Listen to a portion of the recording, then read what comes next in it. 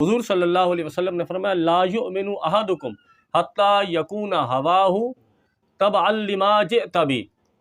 یہ حدیث مبارکہ صحیح حدیث مبارکہ ہے۔ حضرت عبداللہ ابن عمر رضی اللہ عنہ روایت کرتے ہیں کہ حضور علیہ السلام نے فرمایا تم میں سے اس وقت تک کوئی مومن نہیں ہو سکتا جب تک اپنی خواہشات کو دین اسلام کے مطابق نہ کر دے، دین اسلام کے تابع نہ کر دے۔ یہ کتاب الحج میں یہ حدیث مبارکہ موجود ہے اور یہ بڑی اہم حدیث مبارکہ ہے۔ معاشرتی معاملات پر کچھ گفتگو کریں گے، اس کی تشریح کریں گے کہ ہمارے معاشرے میں کیا رائج ہے۔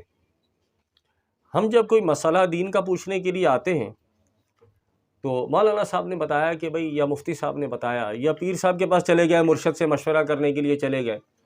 پیر صاحب کا لفظ تو اصل میں بوڑھے کے لیے، مرشد کامل کے پاس گئے، مشورہ کیا، اور اگر مرشد عالم ہو تو پھر یہ اور اچھا ہے۔ تو مفتی صاحب نے یا شیخ الحدیث صاحب نے مشورہ دیا اور مسئلہ بتایا کہ یہ اس طرح نہیں، اس طرح جائز ہے، تو آپ کی خواہش ہوتی ہے کہ نہیں اس کو اس طرح جائز کر دیں۔ تو پھر مفتی صاحب جب کہتے ہیں جی اس طرح جائز نہیں، تو ہم پھر کیا کرتے ہیں، پھر کسی دوسرے کا دروازہ کھٹکھٹاتے ہیں، پھر تیسرے کا کھٹکھٹاتے ہیں، پھر چوتھے کا کھٹکھٹاتے ہیں، پھر آخر کار ہم پتہ کیا کہتے ہیں، یار یہ مولویوں کی باتیں ہیں، ہمارے ابا نے یوں کہہ دیا، ہمارے دادا نے یوں کہہ دیا۔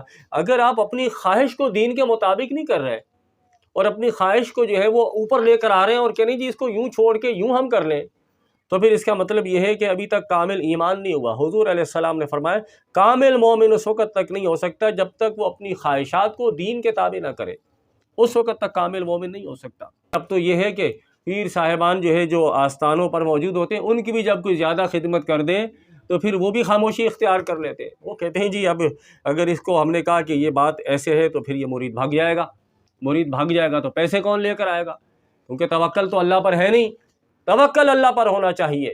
فرماتے ہزار خوف ہو لیکن ذبح ہو دل کی رفیق، یہی رہا ہے ازل سے قلندروں کا طریق۔ جب ایک چیز ہے کہ اسلام نے کہہ دیا حلال ہے تو پھر وہ حلال ہے، خواہ وہ پیسے والا مرید ہو، پیسے والا شاگرد ہو، چندہ دینے والا ڈونر ہو، یا کوئی بھی ہو۔ اسلام نے کہا یہ جائز ہے، یہ جائز ہے۔ جب اسلام نے کہا یہ حرام ہے تو پھر سب کے لیے حرام ہے۔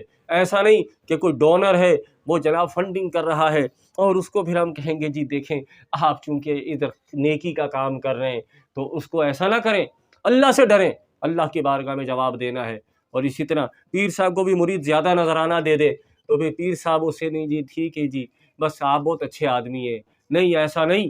یاد رکھیں روز محشر اسے کامیابی کی طرف لگائیں۔ کامیابی تب ہوگی جب وہ اپنی خواہشات چھوڑ کر اللہ کے دین کی طرف آئے گا، پھر کامیابی ملے گی اور پھر کامل ایمان ہوگا۔ رسول اللہ صلی اللہ علیہ وسلم اور اصحاب کرام اہل بیت اطہار نے ہمیں کیا درس دیا کہ ہمیشہ جو دین میں لکھا ہو، جو شریعت کے مطابق ہو، اس کو آپ کریں، چاہے کوئی ناراض ہوتا ہے ہو جائے، کوئی راضی ہوتا ہے ہو، ہمیں تو اللہ اور اس کے رسول صلی اللہ علیہ وسلم کو راضی کرنا ہے۔ ہم یہ نہ دیکھیں کہ جی یہ ایسا ہے لوگ کر رہے ہیں، ہمارے ہاں کیا ہے شادی بیاہوں میں سارا جو کھیل تماشے اور بے حیائی کا جو ایک اڈا بنتا ہے وہ کیا ہے، ہم کہتے ہیں جی فلاں کر رہا ہے۔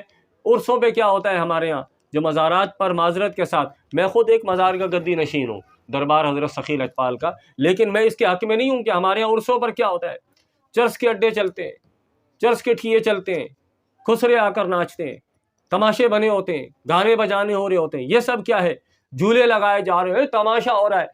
وہ کشتی والا جھولا لگایا ہوا ہے، اس کے اوپر جناب قوالی لگا دی، بولا میری کشتی پار لگا دینا۔ ارے جی کشتی کیسے پار چلے گی تیری، نہ یہ پانی میں نہ یہ زمین پر ہے، یہ تو درمیان میں معلق ہے۔ یہ ساری چیزیں شریعت میں جو چیزیں منع ہے وہ منع ہے، اس کو ہم واضح طور پر منع کریں۔ اسے یہ نہ کہیں کہ جی وہ بزرگوں کا جو ہے وہ تھا، نہیں، بزرگوں نے یہ تعلیم تو نہیں دی، بزرگوں نے تو رسول اللہ صلی اللہ علیہ وسلم کے دین کی تعلیم دی۔ تو یہ ساری چیزیں حق بات بتائیں، حق بات کہیں، اللہ اور اس کے رسول کو راضی کریں۔ اللہ علم و عمل کی توفیق عطا فرمائے۔